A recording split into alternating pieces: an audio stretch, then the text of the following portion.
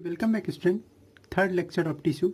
यहाँ पे हम लोग प्लांट टिश्यू के बारे में स्टार्ट करेंगे। यहाँ से प्लांट टिश्यू के बारे में, और ये यहीं से जो है टिश्यू का स्टडी शुरुआत होता है। यानी यहीं से बोल सकते हैं हम लोग हिस्टोलॉजी पढ़ने वाले। जी हाँ, हिस्टोलॉजी पर सुन के आपको चौंकना नहीं है। मैंने साइटोलॉजी बताया हुआ सेल का स्टडी, उसी तरह से हिस्टोलॉजी जो है वो किसका है, टिश्यू का स्टडी। यहाँ पे हिस्टो का मतलब क्या है, हिस्टो का मतलब टिश्यू है, और लॉजी ऑब्वियसली लॉजी मतलब होता है स्टडी, मतलब study of tissue is called histology. इससे पहले क्यों नहीं बताया इंट्रोडक्टरी में, क्योंकि इंट्रोडक्टरी लेक्चर जो था उसमें आपको टिश्यू का मतलब बताना था, प्लांट टिश्यू एनिमल टिश्यू का मतलब बताना था, और वो सब आप बहुत हद तक जानते थे। बहुत कम ही बच्चे ऐसे होंगे जो नहीं जानते होंगे। यहाँ से जो है हम लोग डिटेल में पढ़ने वाले प्लांट टिश्यू होता क्या है, ठीक है, और उसके डिफरेंट टाइप्स के बारे में, कैसे सेल होते हैं उस टिश्यू में, उसके बारे में। तो देखिए, एक तो ओवरव्यू मैंने आपको सेकंड लेक्चर में दे दिया था प्लांट टिश्यू का, कि प्लांट टिश्यू में कुछ ऐसे भी टिश्यू है जो थ्रू आउट लाइफ भर, पूरे लाइफ भर क्या करते रहते, ग्रोथ करते रहते, और कुछ ऐसे भी सेल है जो कि कुछ दिन के बाद ग्रोथ करना बंद कर देते हैं, या हम लोग ऐसे बोल सकते हैं कि वो परमानेंट है। ठीक है, तो इस बेसिस पे कि ग्रोथ हो रहा है या नहीं हो रहा है, उस बेसिस पे हम लोग क्या किए थे कि प्लांट के जितने भी टिश्यू है, ठीक, उसको क्या किए थे, दो पार्ट्स में, दो टाइप्स में डिवाइड किए थे। ठीक, उसको क्या बोला जाता है, ये दोनों टाइप कौन थे, एक थे आपको याद हो शायद मेरिस्टेमेटिक टिश्यू। अब मैंने आपको ये भी बताया था कि ये नाम इसका क्यों पड़ा है, इसके बारे में हम लोग देखेंगे, तो आपको टेंशन नहीं लेना है। तो एक का नाम है मेरिस्टेमेटिक टिश्यू, ठीक, और दूसरे का नाम है परमानेंट टिश्यू। परमानेंट टिश्यू तो मुझे उम्मीद है आपको दिक्कत नहीं होगा। ओके, इस लेक्चर में हम लोग क्या करने वाले हैं, ऑफकोर्स इसके भी सब टाइप्स है, इसके सब टाइप्स के बारे में मेरिस्टेमेटिक टिश्यू के पूरा डिटेल हम लोग इस लेक्चर में लेने वाले हैं। परमानेंट का नेक्स्ट लेक्चर से आएगा, उसमें हम लोग परमानेंट्स का टाइप बाय टाइप हम लोग धीरे धीरे करेंगे। तो आइए पढ़ना स्टार्ट करते हैं किसके बारे में, मेरिस्टेमेटिक टिश्यू के बारे में। और ये टिश्यू कैसा है, हमेशा डिवाइड होने वाला। कहाँ से इसको पता चला या कैसे नाम दिया गया, तो देखिए ग्रीक वर्ड है ये, ठीक है, yes as usual Greek word है, कौन, मेरिस्टोस। ठीक, तो ये जो आया है एक ग्रीक वर्ड से आया है, वो ग्रीक वर्ड क्या है, मेरिस्टोस। और मेरिस्टोस का मतलब क्या होता है, डिवाइड। मेरिस्टोस मीन्स टू डिवाइड, डिवाइड होना। तो इसीलिए इसका नाम पड़ा क्या, मेरिस्टेमेटिक टिश्यू। अब देखिए, प्लांट में कुछ ऐसा भी सेल है, कुछ ऐसा भी टिश्यू है जो अपने पूरे लाइफ भर ग्रोथ करते रहता है। इसके लिए एक छोटा सा एक्सपेरिमेंट भी मैं बाद में आपको बताऊंगा, ठीक है, और वो कुछ खास जगह ही होता है, ऐसा भी है कि वो कुछ खास जगह ही होता है। ठीक, ये न्यूली क्या करता है, नया नया सेल को जन्म देता है ये टिश्यू, और उससे क्या होता है, सेल का ग्रोथ होता है। तो देखिए, प्लांट टिश्यू में जब हम लोग बात करते हैं मेरिस्टेमेटिक टिश्यू की, तो मेरिस्टेमेटिक टिश्यू एक ऐसा टिश्यू है जो अपने आप को डिवाइड कर सकता है। ठीक, सेल, ये टिश्यू में, टिश्यू किससे बना रहता है, सेल से, तो सेल कैन डिवाइड, और डिवाइड करके क्या देगा, नया टिश्यू, नया सेल का जन्म देगा। तो वैसे टिश्यू क्या बोलते हैं, मेरिस्टेमेटिक टिश्यू। कैसे डिफाइन करेंगे, तो इसको डिफाइन कर सकते हैं, प्लांट टिश्यू मतलब एक प्लांट टिश्यू है जो क्या कर सकता है, दैट कैन डिवाइड, जो डिवाइड कर सकता है। ठीक है, और रियली में टिश्यू डिवाइड कर रहा है, इसका मतलब सेल डिवाइड कर रहा है, क्योंकि सेल ही स्ट्रक्चर एंड फंक्शनल यूनिट है। तो टिश्यू यहाँ पे अच्छा होगा, cell can, that can divide, जो डिवाइड कर सकता है। ठीक, और क्या दे सकते हैं, and give rise to new cell. Cell division होता क्या है, ठीक है, क्यों होता है, मुझे उम्मीद है आपको पता है। सेल डिवीजन मीन्स डिवाइड हो जाना सेल का। सिंपल से एग्जांपल आप अमीबा का रिप्रोडक्शन देख सकते हैं। अमीबा जो है एक ही रहता है, फिर धीरे धीरे इसका न्यूक्लियस बढ़ता है, फिर सेल मेम्ब्रेन बढ़ता है, वो दो छोटे छोटे बच्चों को जन्म देता है। ये भी एक तरह का सेल क्या है, सेल डिवीजन ही है। तो इससे क्या होता है, तो सेल डिवीजन से ग्रोथ होता है उसके पॉपुलेशन में। उसी तरह से प्लांट में जो सेल डिवीजन होता है उससे क्या होता है, उसका ग्रोथ होता है। तो plant tissue that can divide and give rise to new cell, नए सेल, और ऑफकोर्स नया सेल होगा तो न्यू टिश्यू। तो वैसे ही क्या कहा जाता है, वैसे टिश्यू को बोला जाता है मेरिस्टेमेटिक टिश्यू। ठीक है, अब देखिए, ग्रोथ जो होता है वो होता कैसे है किसी भी चीज़ में, तो नया नया सेल के एडिशन से, और यही सेल का एडिशन कहाँ से होता है, मेरिस्टेमेटिक टिश्यू देता है, नया सेल ऐड करके। ठीक, अब देखिए, प्लांट का ग्रोथ पे जब बात आएगी कि प्लांट का ग्रोथ का जो करवाता कौन है, मेरिस्टेमेटिक टिश्यू। तो प्लांट की ग्रोथ के बारे में बात कर लेते हैं। आप लोग प्लांट में कितनी तरह का ग्रोथ देखते हैं, ठीक है, तो ऑब्वियस बोलेंगे उसका हाइट बढ़ता है, जी हाँ, हाइट तो बढ़ता है, और कुछ ग्रोथ सिंपली मीन्स कि उसके जो स्ट्रक्चर है, फिजिकल अपीयरेंस में है, उसमें चेंज आना। तो उसमें दूसरा चीज़ भी है, एक क्या है, उसका मोटाई बढ़ना। तो प्लांट का जो ग्रोथ है वो दो तरह से होता है, ठीक है, ऑफकोर्स एनिमल में भी मोटे भी होते हैं, पतले भी होते हैं। तो एक क्या है, एक जो है वो क्या है, इंक्रीज इन हाइट, एक है इंक्रीज इन हाइट। एक जो प्लांट ग्रोथ है उसमें क्या होता है, हाइट इंक्रीज करता है, और एक में क्या करता है, इंक्रीज इन थिकनेस, यानी मोटापा उसका बढ़ता है, इसी को गर्थ भी बोला जाता है। ठीक है, मोटापा को गर्थ। अब बचपन रहे होंगे, बचपन में देखे होंगे एक पौधा, आम का पौधा, वो इतना छोटा तना था, अब इतना मोटा हो गया। तो ये चीज़ कैसे हुआ है? तो उसके मोटापे के कारण हुआ है। और वो मोटापा आया कहाँ से? ऑफकोर्स मेरिस्टेमेटिक टिश्यू नया नया होता गया और वही चीज़ उसको बनाता गया। तो इसको ही बोला जाता है वो ग्रोथ जिसके कारण प्लांट की हाइट में बढ़ोतरी हो, प्लांट का हाइट इंक्रीज करे। इस ग्रोथ को बोलते हैं प्राइमरी ग्रोथ। क्या बोलते हैं? Primary growth. और जो ग्रोथ या वो ग्रोथ जिससे क्या हो, प्लांट का थिकनेस बढ़े, ठीक है, प्लांट की मोटाई बढ़े, उसको क्या बोलते हैं? Secondary growth. ठीक। और जो हमारे मेरिस्टेमेटिक टिश्यू है, मेरिस्टेमेटिक टिश्यू दोनों में मदद करता है। ठीक है, तो हम लोग ये भी लिख सकते हैं कि मेरिस्टेमेटिक टिश्यू क्या करता है? Helps in primary as well as secondary. ठीक है, primary as well as secondary growth, दोनों ग्रोथ में काम करता है। ठीक। अब देखिए मेरिस्टेमेटिक दोनों में हेल्प करता है। और नया नया जो सेल फॉर्म करता है, इसको आप किसी किसी बुक में इनिशियल्स भी देखेंगे। इनिशियल, जैसे इनिशियल वेलोसिटी देखे तो इनिशियल्स, इनिशियल्स वो सेल जो मेरिस्टेमेटिक टिश्यू से जन्म हुआ। अब चलिए, इतना सेल का बात हो रहा है, तो चलिए सेल के कैरेक्टरिस्टिक्स के बारे में पढ़ लेते हैं। ठीक है, कि नया सेल प्रोड्यूस किस द्वारा होता है? मेरिस्टेमेटिक टिश्यू की तरह शुरुआत में। ठीक है, और धीरे धीरे एक और चीज़ आपको पढ़ना है कि धीरे धीरे यही मेरिस्टेमेटिक टिश्यू, ठीक है, जिसका जन्म होने से सेल का ग्रोथ होता है, वही मेरिस्टेमेटिक टिश्यू धीरे धीरे क्या चीज़ में बदल जाता है? परमानेंट टिश्यू में बदल जाता है। मतलब हर एक मेरिस्टेमेटिक टिश्यू थोड़े दिन बाद क्या होता है? परमानेंट टिश्यू में बदल जाता है। और इस प्रोसेस का एक नाम भी है डिफरेंशिएशन। ठीक है, क्या नाम है? डिफरेंशिएशन। चलिए डिफाइन कर लेते हैं किसको? डिफरेंशिएशन को। ठीक है, वैसे इसको बाद में करना था, पर चलिए अभी कर ही लेते हैं जब आ ही गया है। तो डिफरेंशिएशन में क्या होता है? कोई सेल जो प्राइमरी सेल है यानी मेरिस्टेमेटिक सेल है, जिससे क्या होता है? ग्रोथ होता है, वो मेरिस्टेमेटिक सेल थोड़े टाइम के बाद क्या किस में बदल जाता है? परमानेंट टिश्यू में, परमानेंट टिश्यू में। इसी को प्रोसेस क्या बोलते हैं? डिफरेंशिएशन। तो कैसे डिफाइन कर सकते हैं कि ये कन्वर्सन है, बदलाव है या ट्रांसफॉर्मेशन है? किस चीज़ का? मेरिस्टेमेटिक टिश्यू का। जो मेरिस्टेमेटिक टिश्यू है जो कि ग्रोथ करता है, उसका किस में? परमानेंट टिश्यू में। Meristematic tissue into permanent tissue. अब ऐसा होता क्यों है? ठीक है, इसके बारे में हम लोग पढ़ेंगे। एक तरीका बोल सकते हैं अभी कि जो हम लोग अभी सेल के बारे में स्टडी करेंगे मेरिस्टेमेटिक का, तो देखेंगे वो सेल बहुत एक्टिव होता है, इसमें साइटोप्लाज्म भी घना रहता है। ठीक है, जिसके कारण इसका कंजप्शन भी, जो फूड कंजप्शन है, एनर्जी कंजप्शन है, वो ज़्यादा रहता है। लेकिन प्लांट जो है, प्लांट को वो ऐसा सेल चाहिए ही नहीं जहाँ पे एनर्जी का जो रिक्वायरमेंट है वो ज़्यादा हो। उसको तो ऐसा सेल चाहिए ना जो उसको खड़ा रखे, तो उसको सपोर्टिव चाहिए, प्रोटेक्टिव ज़्यादा चाहिए। उसको क्या ऐसा चाहिए नहीं जो उसको ज़्यादा फुर्तीला बनाए। वो फुर्ती बना के करेगा क्या? एक ही जगह तो खड़ा करना है, एक ही जगह खड़ा रहना है। तो इसीलिए उसका जितना भी मेरिस्टेमेटिक टिश्यू होते रहता है जो कि फुर्तीला रहता है, वो किसमें बदल जाता है? परमानेंट में। और सिंपली सेल वॉल के ब्लॉकिंग से, ये हम लोग देखेंगे आगे। तो चलिए अब हम लोग पढ़ते हैं किसके बारे में, कि जो मेरिस्टेमेटिक टिश्यू है ये जिस सेल से बना हुआ उसका क्या क्या खासियत है। तो चलिए पढ़ते हैं कैरेक्टरिस्टिक्स ऑफ इसका, characteristics of meristematic cell. Meristematic cell क्या होगा? वो सेल जिससे मेरिस्टेमेटिक टिश्यू बना हुआ है, मतलब वो सेल जो ग्रोथ करते रहता है थ्रू आउट। तो पहले बात कर लेते हैं हम लोग इसकी शेप और साइज के बारे में। ठीक है, तो देखिए एक छोटा सा मैं एक डायग्राम भी आपके लिए बना देता हूँ। डायग्राम सिंपल है पर मैं बना देता हूँ। चलिए मैंने मेरिस्टेमेटिक सेल का एक छोटा सा डायग्राम बना लिया। अब इसी सेल को देखते हुए हम लोग क्या करेंगे? इसका स्टडी करेंगे मेरिस्टेमेटिक सेल का। तो पहला डिस्कशन जो होगा वो उसके शेप और साइज पे होगा। ठीक है, तो इसके शेप और साइज की अगर बात करें, शेप एंड साइज, तो इसका जो सेल है वो छोटा छोटा रहता है साइज में। ठीक है, साइज इसका छोटा रहता है और ये स्फेरिकल भी पाया जा सकता है।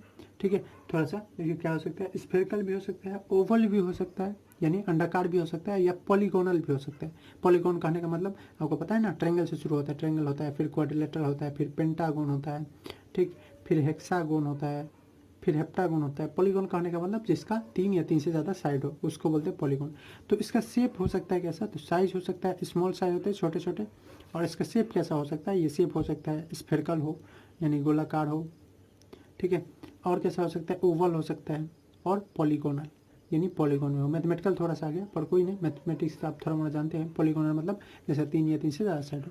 उसके बाद दूसरा चीज़ जो हम लोग बात करने वाले हैं वो किस पे? तो वो इसका होने वाला है सेल वॉल।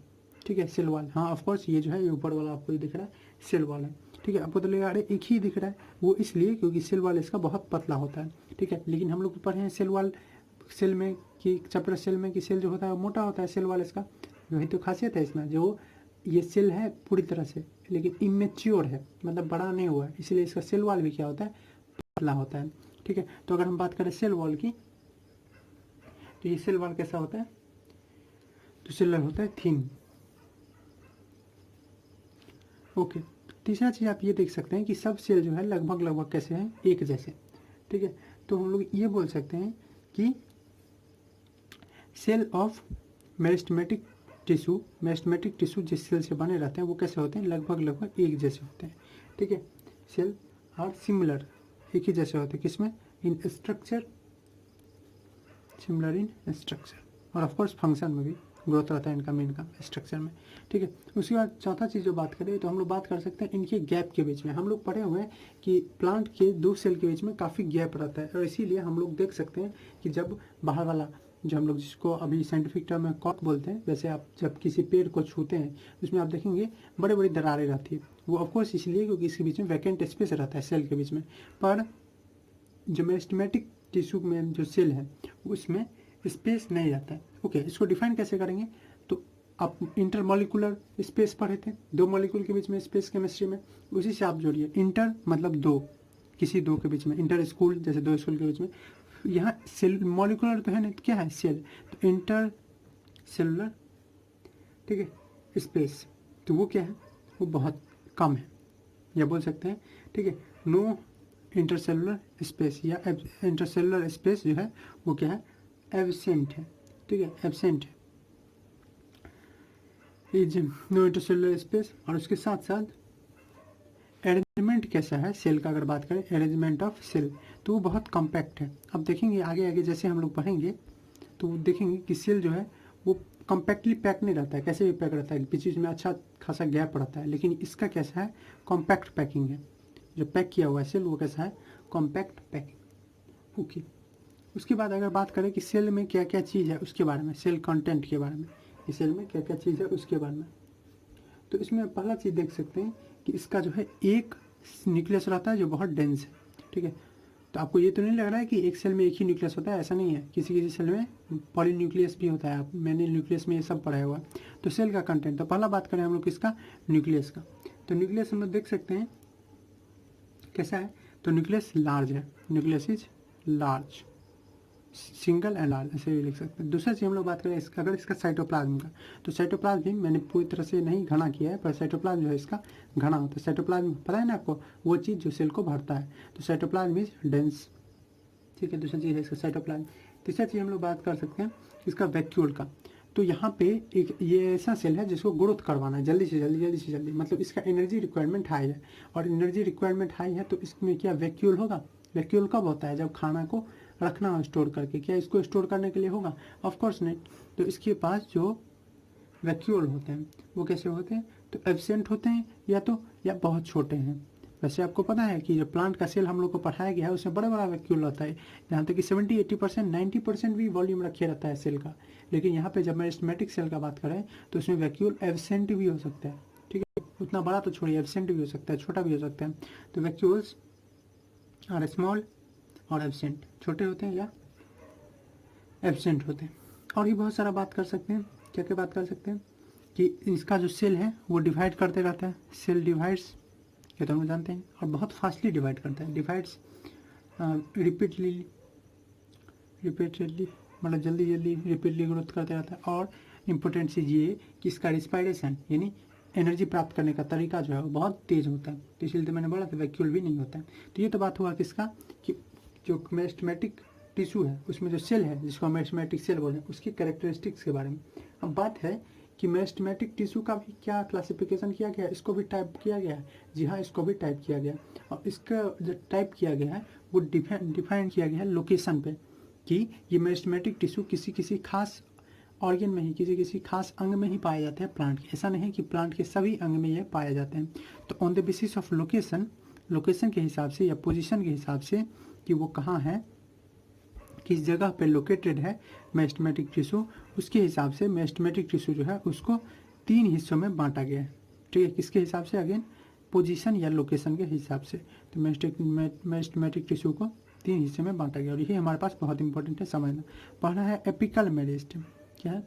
एपिकल मेरिस्टेम या मेरिस्टेमेटिक टिश्यू। एपिकल पता ही होगा आपको, ऊपर। उसके बाद है इंटर कैलरी। ठीक है, इंटर आपको पता ही लग रहा होगा, और कैलरी क्या है हम लोग जल्द ही आते हैं, कैलरी। ठीक है, मेरिस्टेम।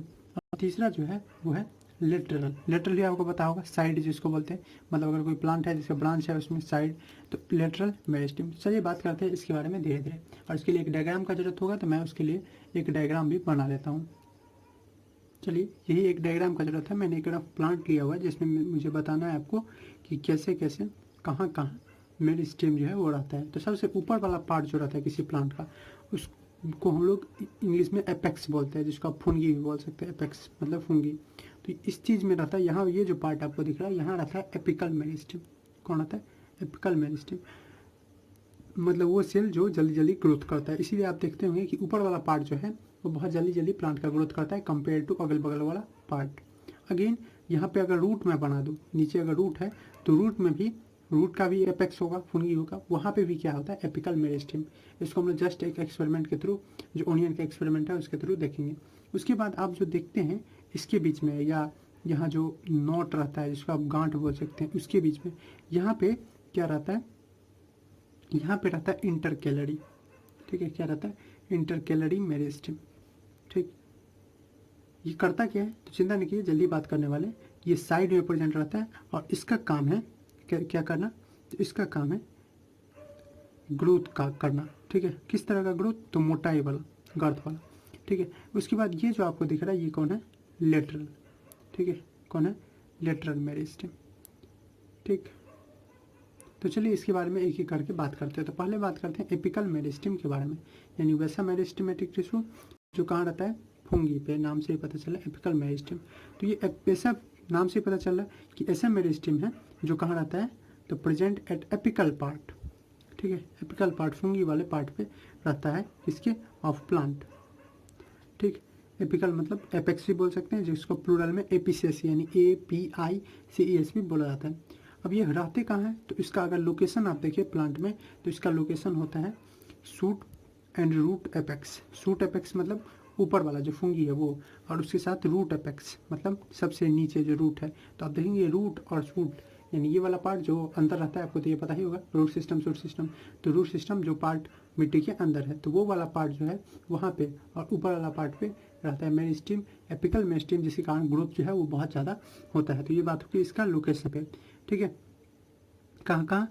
तो सूट पे और रूट पे, और लेटरल टिप पे भी, मतलब यहाँ पे इस सब के टिप पे भी, फुंगी पे भी, मतलब जहाँ जहाँ आपको कोना आता है, फुंगी आता है, वहाँ वहाँ ये रहता है। ठीक है, ओके। अब ये सेल ऑफकोर्स मेरिस्टेमेटिक है, तो छोटा ही जनरली होता है, पर कभी कभी बड़ा भी सेल हो सकता है। ठीक, तो ये रहता कहाँ है? तो हम लोग बोल सकते हैं सिंपली में ग्रोइंग टिप्स, जहाँ जहाँ टिप्स होगा, ग्रोइंग टिप्स किस चीज़ का? स्टीम का और रूट का। मेन वही तो पड़ता है, तो growing tips of stem and root.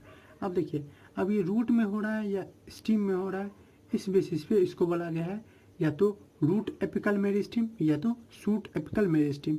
Suit apical meristem कौन होगा? जो सूट में लोकेटेड होगा, यानी ऊपर वाला पार्ट। रूट एपिकल मेरिस्टेम वैसा होगा जो क्या होगा? रूट में होगा। ठीक है, अब एपिकल मेरिस्टेम जो है वो क्या करता है?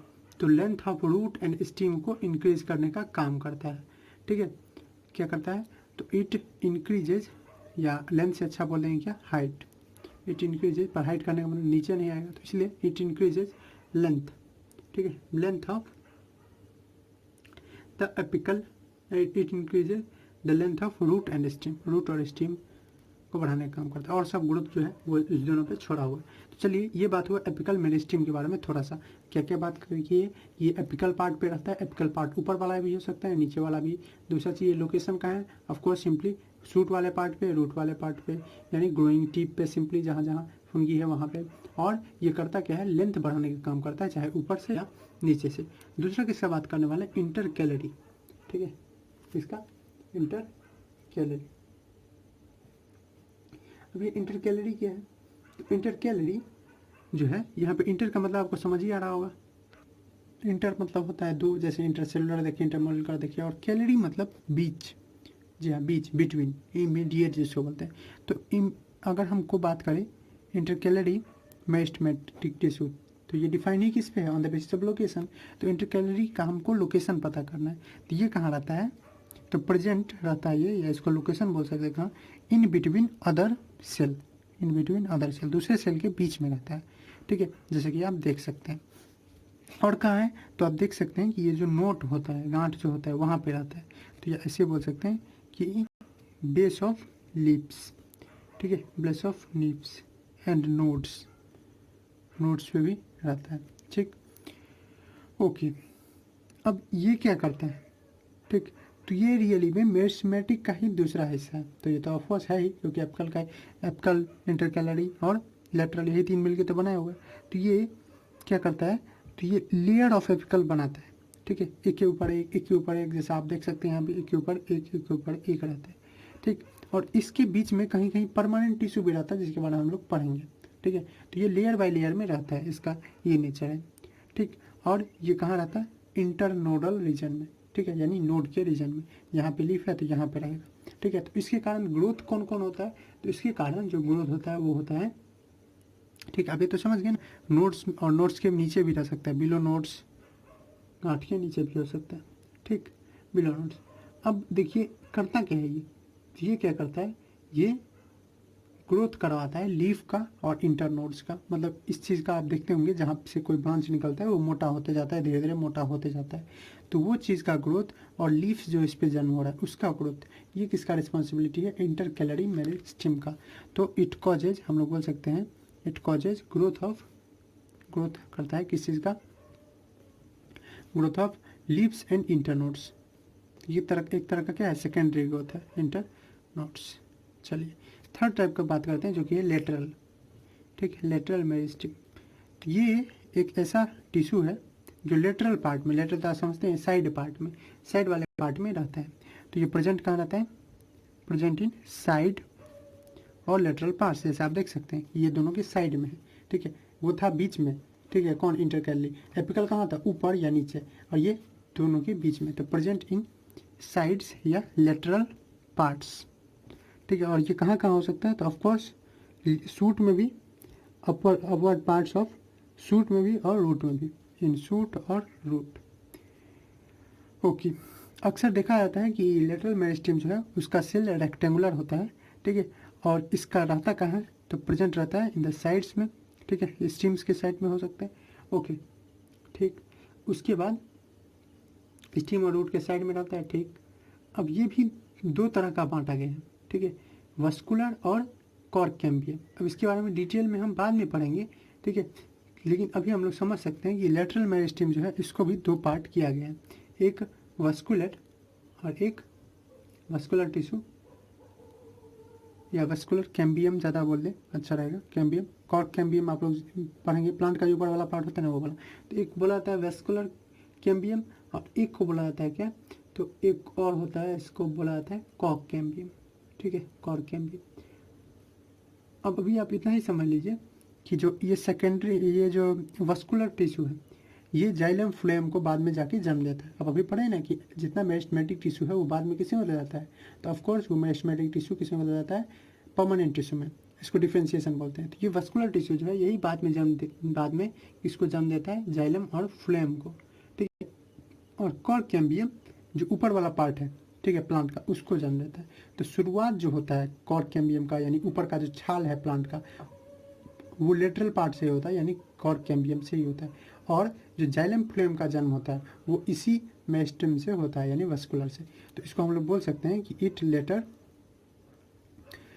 बिकम्स, ये बाद में क्या हो जाता है, जाइलम एंड फ्लोएम, नाम से पता चला, वस्कुलर मतलब वेसल्स, ठीक है, जैसे ब्लड वेसल्स होते हैं ना, ब्लड वेसल्स क्या रहते हैं, पाइप जैसा रहता है, उसी तरह से जाइलम फ्लोएम क्या है, तो जाइलम एंड फ्लोएम भी तो पाइप ही है जो क्या करता है, पानी और खाना को सप्लाई करता है। उसी तरह से कॉर्क कैम्बियम क्या होता है, ये कॉर्क कैम्बियम आउटर पार्ट जो है प्लांट का, जिसको हम छाल बोलते हैं, वो हो जाता है बाद में, ठीक। तो ये तो हो गया किसका, तीनों टाइप्स एपिकल मेरिस्टेम का, मुझे उम्मीद है आपको समझ आया होगा लोकेशन के बेसिस पे। अब हम लोग क्या पढ़ने वाले हैं, तो अब हम लोग पढ़ने वाले हैं कुछ फंक्शन कि मेरिस्टेमेटिक टिश्यू के फंक्शन, और एक ही पार्ट में। वैसे तो एक ग्रोथ करता है, वो हम लोग पता है, ठीक है, ग्रोथ करता है।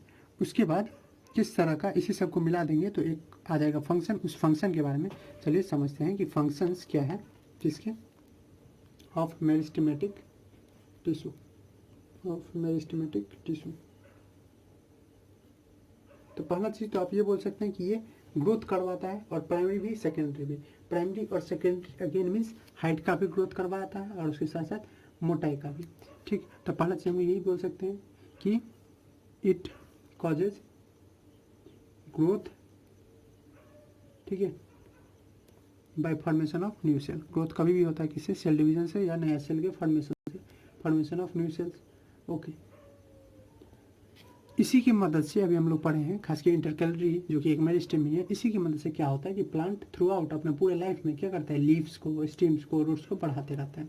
तो प्लांट कंटिन्यू कर पाता है, बढ़ाते रहता है लगातार, क्या चीज़, कंटिन्यू टू प्रोड्यूस लीफ। ये इसका ही काम है, इसी का फंक्शन है, प्रोड्यूस लीव्स करना। फिर इसके साथ साथ क्या चीज़, तो continue to produce leaves, fruits, flower, ये सब किसी कारण होता है, ये सब मेरिस्टेमेटिक टिश्यू के कारण होता है। तीसरा चीज़ क्या लिख सकते हैं, तीसरा चीज़ आप लिख सकते हैं